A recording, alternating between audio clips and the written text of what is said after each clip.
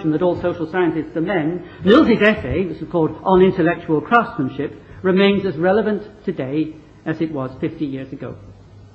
Though addressed to social scientists in general rather than anthropologists in particular, it contains more words of wisdom than any number of theoretical treatises and methodological manuals. So this is how Mills begins.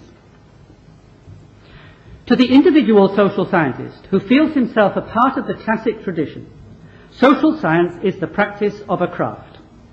A man at work on problems of substance, he is among those who are quickly made impatient and weary by elaborate discussions of method and theory in general.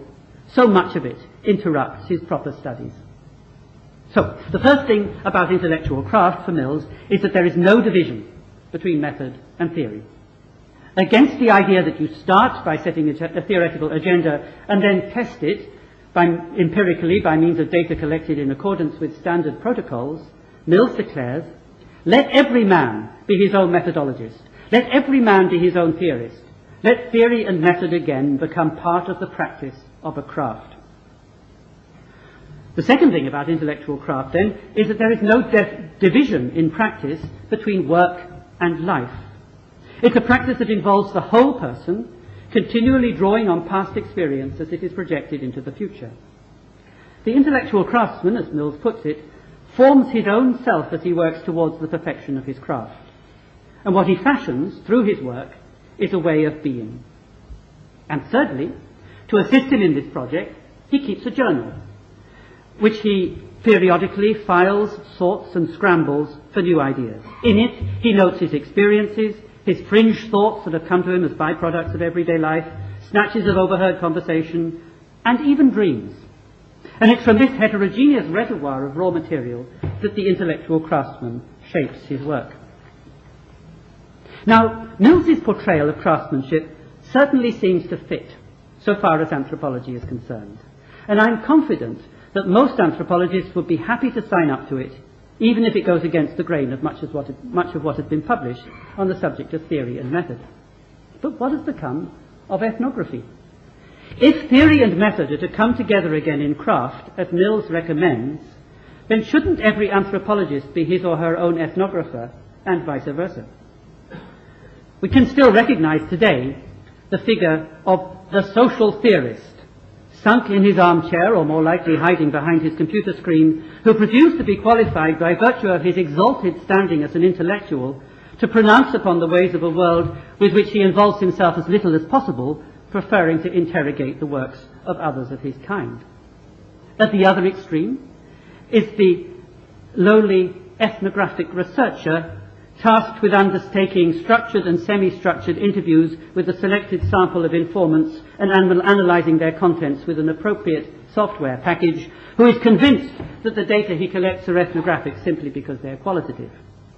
Now, these figures are the fossils of an outmoded distinction between empirical collection and abstract theoretical speculation, and I hope we can all agree that there is no room for either in anthropology. But what of the detailed descriptions of other people's lives, informed by prolonged fieldwork, that are characteristic of ethnography at its best? Shouldn't we leave some space for them? And indeed we should. But something happens when we turn from the being with of anthropology to the ethnographic description of. And to explain what this is, I have to return to the notion of description itself.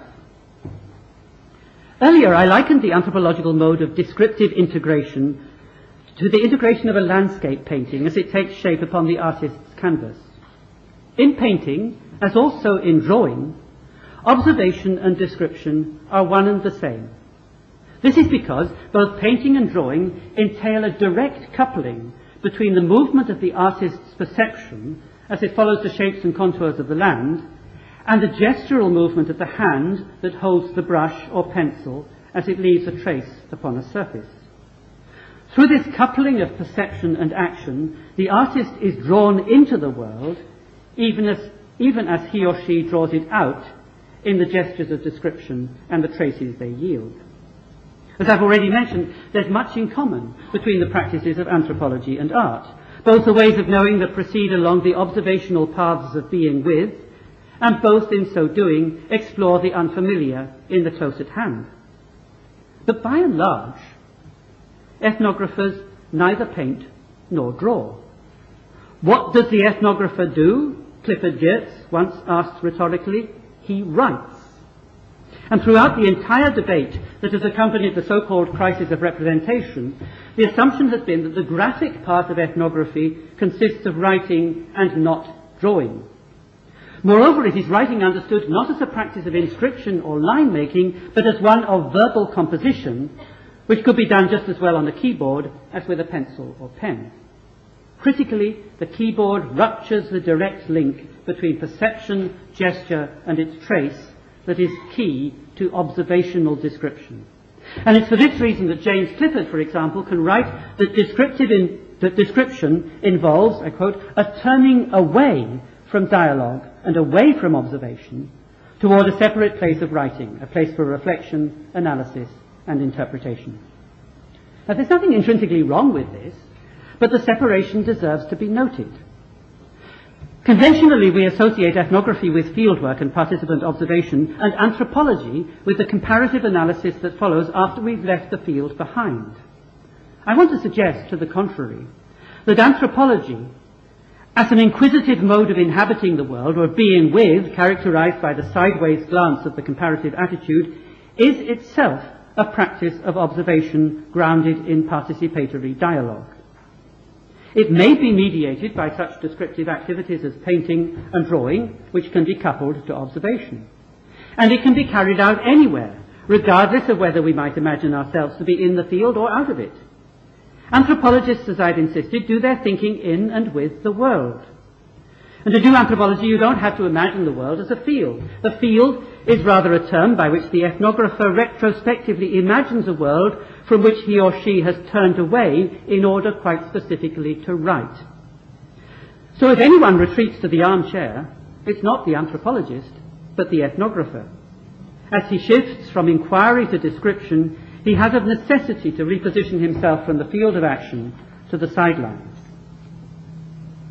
Now, it's long been customary to divide the process of anthropological research into three successive phases of observation, description, and comparison. In practice, as Philippe Descola has pointed out, this three-phase model offers a purified definition of operations that are most often intertwined. One can't say where one ends and the next begins. But an overall movement is still assumed from ethnographic particulars to anthropological generalities. Now, it might seem from the foregoing that I've reversed this order, placing anthropology before ethnography rather than after it.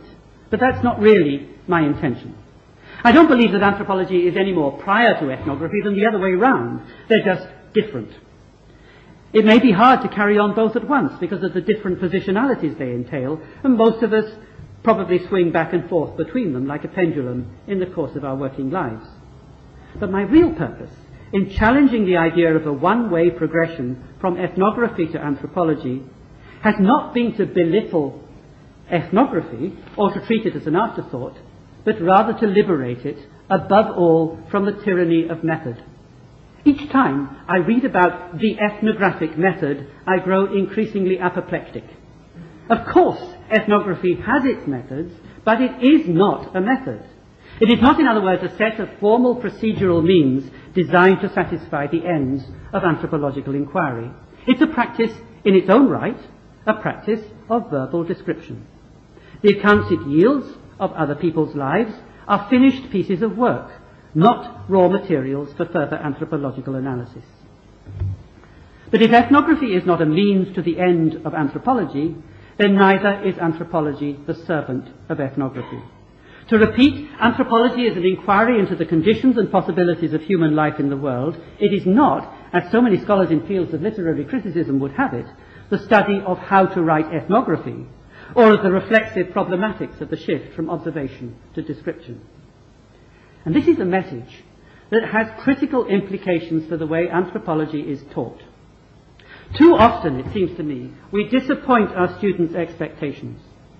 Rather than awakening their curiosity towards social life or kindling in them an inquisitive mode of being, we force them into an endless reflection on disciplinary texts which are studied not for the light they throw upon the world, but for what they reveal about the practices of anthropologists themselves and the doubts and dilemmas that surround their work.